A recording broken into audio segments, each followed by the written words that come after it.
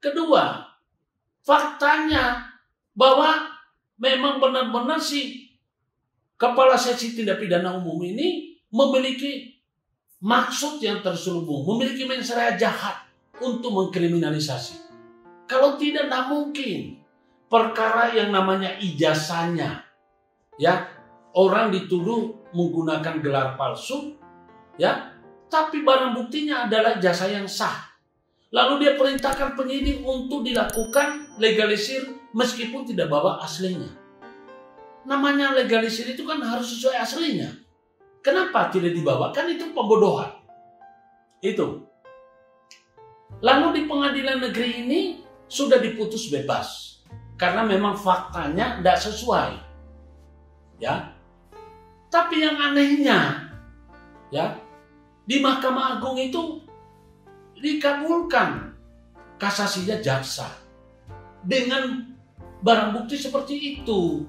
Nah, sekarang yang menjadi pertanyaan, apakah ada pasal pidana yang tentang penggunaan gelar sebelum waktunya? Unsur pidana penggunaan gelar sebelum waktunya itu tidak ada. Tidak ada, Pak. Loh, justru saya ini dituduh dan didakwa dituntut pakai pasal penggunaan gelar tanpa hak. Kalau penggunaan gelar tanpa hak Anda bisa buktikan, silakan cabut saya punya gelar. Jadi saya nggak boleh punya gelar, karena kenapa? Menipu orang.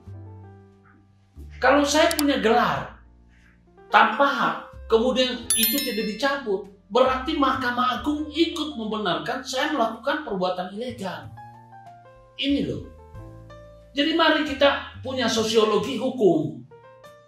Ya, jadi bukan cuma sekedar oh ini pasal bunyinya begini. Ini saya yakin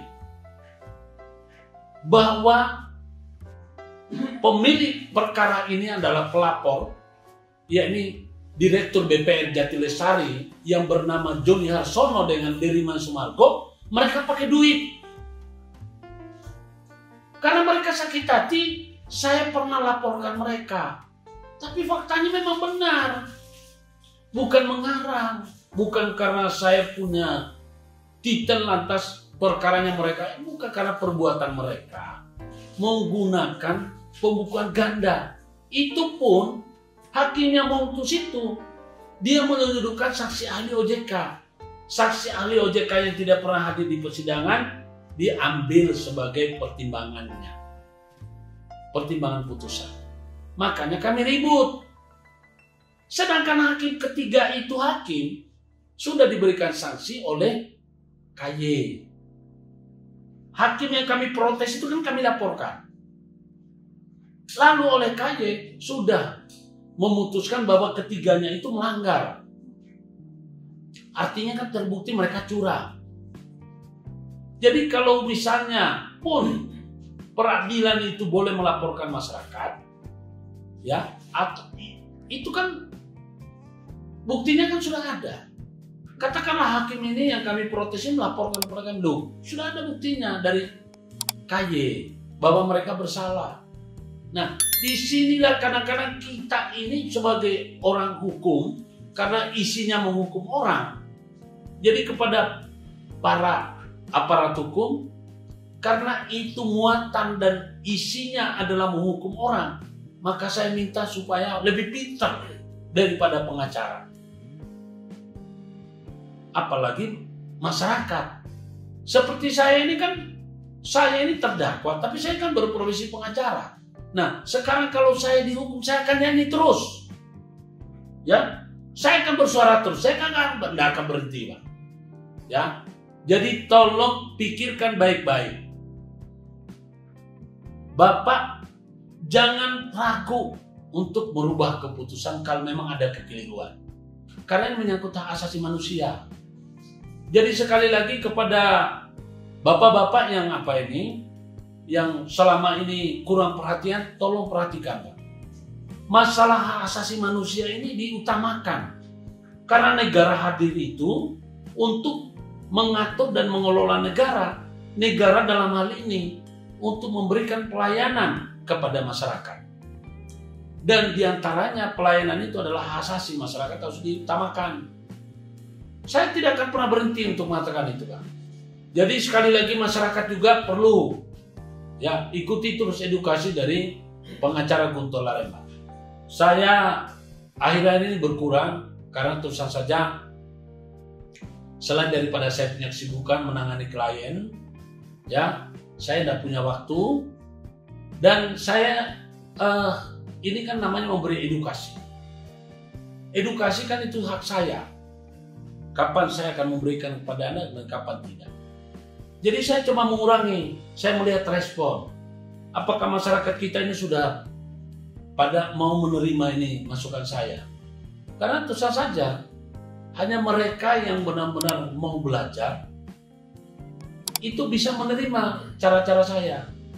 Tapi sebagian mereka yang sudah biasa main curang, ya mereka tidak terlalu pro. Bahkan ada yang mengatakan, ya kalau Bapak tidak puas, ikuti saja proses hukum. Pak, saya ini berbicara sudah mengikuti proses hukum. Nah kalau proses hukum yang kita ikuti, kemudian mereka tetap curang, apakah harus diam?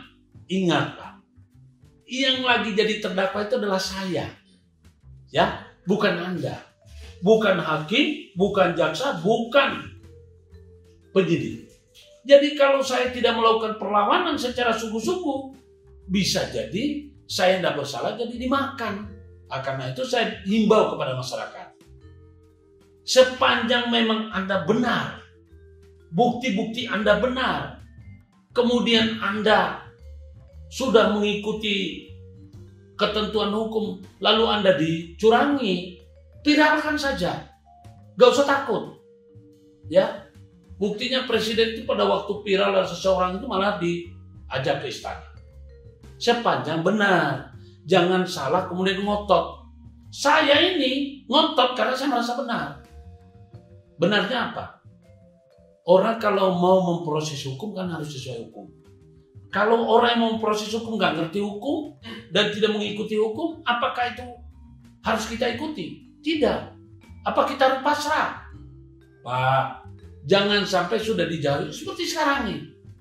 Saya dijatuhi hukuman 2 tahun, 2 bulan. Dengan penerapan pasal yang salah. Masa saya harus diam? Tidak akan saya diam. Saya melawan Pak.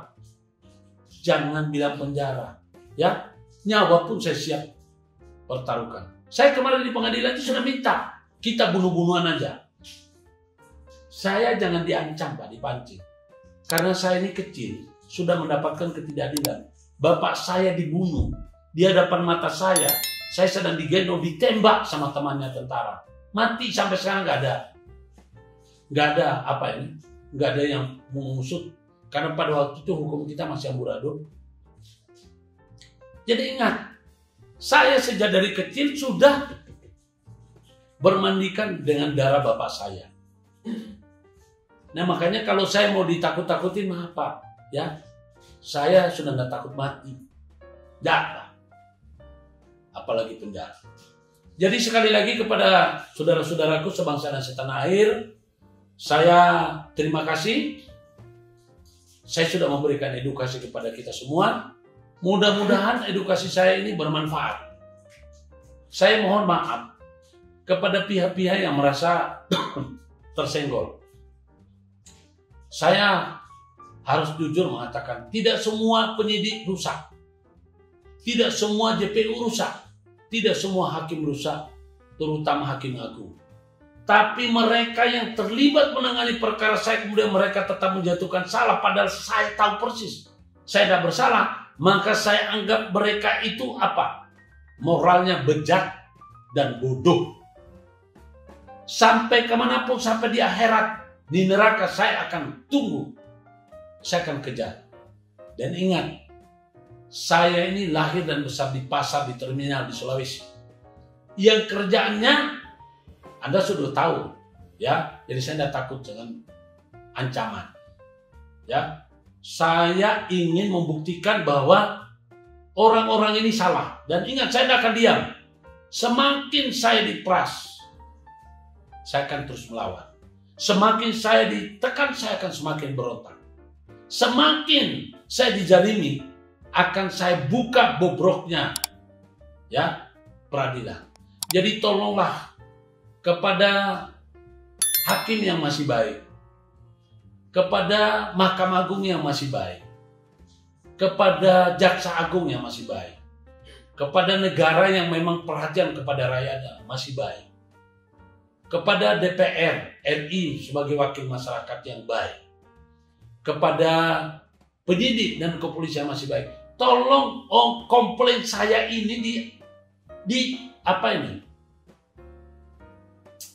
diolah. Tolong komplain saya ini dikaji. Kemudian Anda tidak lanjuti. Jangan sampai saya dibiarkan terus, saya dikoyak-koyak, ya. Kemudian saya akan terus melawan.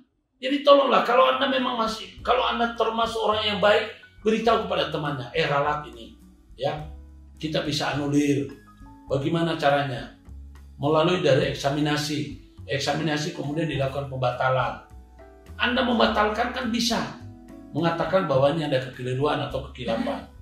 Jangan sampai kalau saya diam lantas saya tetap dikejar. Ya seperti keputusan Mahkamah Agung memindahkan persidangan di Surabaya. Harusnya kan dipertimbangkan secara matang. Sekarang saya sudah protes. Mestinya Hakim Agung yang lain yang bagus memberikan masukan kepada Hakim Agung, Ketua Mahkamah Agung. Ini Pak salah, keliru kita. Ya, daripada kita jadi rusak, nilai setiti merusak sesebelangan, yang pernah disogok adalah orang lain, kita institusi jadi rusak, lebih baik itu dibatalkan, Pak. Ya, lebih baik itu kita akui saja. Jangan nanti setelah sudah rusak baru mau mengakui. Saya tidak akan diam, Pak. Saya tidak takut. Ya, apa sih?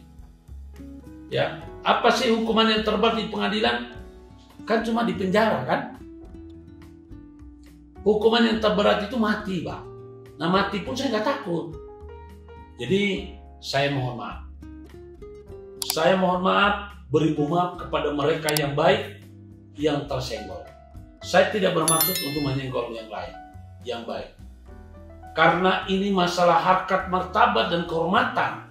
Sebagaimana amanat Undang-Undang Dasar 45, saya harus pertahankan, maka saya harus pertahankan. Jadi saya tidak punya maksud untuk merusak atau melemahkan institusi atau membuat keonaran. Tidak. Saya hanya ingin menyampaikan karena saya adalah korban. Saya ini adalah terdakwa atas pasal yang dicari-cari. Siapa yang mencari-cari? Mulai dari penyidik dan JPU.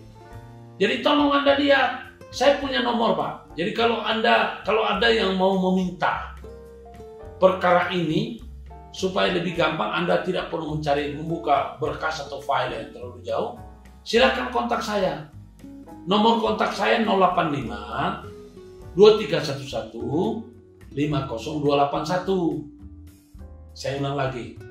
085 2311 50281. Silakan, Pak. Bapak telepon saya, minta saya kirimkan nomornya, saya akan kirimkan nomornya. Ya, jangan kita saling menyandra. Ingat, Pak, bapak-bapak menjalankan amanat berdasarkan perintah jabatan yang sah. Tapi kan ada batasannya, ada SOP-nya. Masa misalnya pasal 263 tentang pemalsuan langsung diputus oleh hakim hukuman mati. Padahal pidana itu munculnya cuma hukumannya berapa tahun. Kenapa? Apakah itu boleh? Ya kalau misalnya hakim mau menggunakan perintah jabatan yang tidak sah kan bisa saja. Karena dia punya perintah jabatan yang sah untuk memutus perkara. Tapi kan menulis berapapun angkanya kan dia punya kewenangan.